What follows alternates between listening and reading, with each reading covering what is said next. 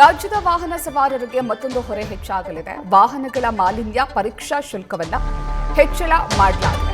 ಎಲ್ಲಾ ವಾಹನಗಳಿಗೆ ಅನ್ವಯವಾಗುವಂತೆ ದರ ಪರಿಷ್ಕರಣೆ ಮಾಡಲಾಗಿದೆ. ಆಗಸ್ಟ್ 13ರಂದು ಹೊಸ ದರಗಳ ಅಧಿಸೂಚನೆಯನ್ನು ಹೊರಡಿಸಲಾಗಿದೆ.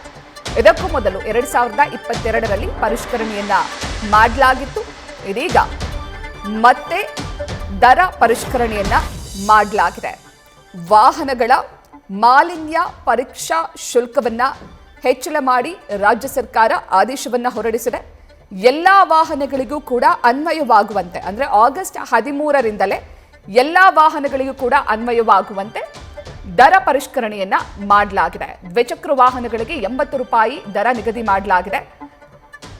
ಹಿಂದಿನ ದರ ಎಷ್ಟಿತ್ತು, ಈಗ ಎಷ್ಟಿದೆ ಅನ್ನೋದನ್ನ ಗಮನಿಸೋದಾದ್ರೆ ದ್ವಿಚಕ್ರ ವಾಹನದ ದರ ಈ ಹಿಂದೆ 65 ರೂಪಾಯಿ ಇತ್ತು, ಇದೀಗ 80 ರೂಪಾಯಿಗೆ ಏರಿಕೆ ಮಾಡಲಾಗಿದೆ. ಆಟೋ ರಿಕ್ಷಾಗೆ ಈ ಹಿಂದೆ 75 ರೂಪಾಯಿ ಇತ್ತು, ಈಗ 80 ರೂಪಾಯಿಗೆ ಏರಿಕೆ ಮಾಡಲಾಗಿದೆ ಮಾಲಿನ್ಯ ಪರೀಕ್ಷಾ ಶುಲ್ಕವನ್ನ. ಪೆಟ್ರೋಲ್, ಎಲ್ಪಿಜಿ ಮತ್ತು ಸಿಎನ್ಜಿ ಚಾಲಿತ ಕಾರ್ಗಳಿಗೆ ಈ ಹಿಂದೆ 115 ರೂಪಾಯಿ ಇತ್ತು, ಇದೀಗ 150 ರೂಪಾಯಿಗೆ ಏರಿಕೆ ಮಾಡಲಾಗಿದೆ. ಡೀಸೆಲ್ ಚಾಲಿತ ವಾಹನಗಳಿಗೆ ಈ ಹಿಂದೆ 160 ರೂಪಾಯಿ ಇತ್ತು, ಈಗ 200 ರೂಪಾಯಿ ಏರಿಕೆಯನ್ನ ಮಾಡಲಾಗಿದೆ. ಮಾಲಿನ್ಯ ಪರೀಕ್ಷಾ ಕೇಂದ್ರಗಳಿಗೂ ಈ ನಿಯಮವನ್ನ ಕಡ್ಡಾಯವಾಗಿ ಪಾಲಿಸಬೇಕು. ಪರೀಕ್ಷೆಗೆ ಬಳಸುವಂತಹ ಗ್ಯಾಸ್ ಅನಲೈಸರ್ ಮರುಮಾಪನವನ್ನ ಮಾಡಬೇಕು. ಕೊನೆಯ ಕ್ಯಾಲಿಬ್ರೇಷನ್ ದಿನಾಂಕ ವಾಹನ ಮಾಲೀಕರಿಗೆ ಸ್ಪಷ್ಟವಾಗಿ ಕಾಣುವಂತೆ ಪ್ರದರ್ಶಿಸಬೇಕು ಹಾಗೂ ಪಿಯುಸಿಸಿ ಪ್ರಮಾಣ ಪತ್ರದಲ್ಲಿ ಕೈಬರಹದ ನಮೂದುಗಳನ್ನು ಸಂಪೂರ್ಣ ನಿಷೇಧ ಮಾಡಲಾಗಿದೆ ಎನ್ನುವಂತಹ ಆದೇಶವನ್ನ ರಾಜ್ಯ ಸರ್ಕಾರ ಹೊರಡಿಸಿದೆ.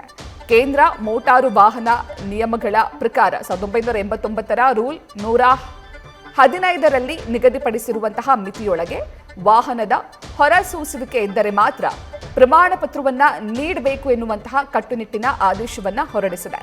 ಪ್ರಮಾಣ ಪತ್ರದ ಅವಧಿ ಹೊಲೋಗ್ರಾಮ್ ಕಡ್ಡಾಯ ಎನ್ನುವಂತಹ ನಿಯಮವನ್ನ ಕೂಡ ರಾಜ್ಯ ಸರ್ಕಾರ ಜಾರಿಗೆ ತಂದಿದೆ.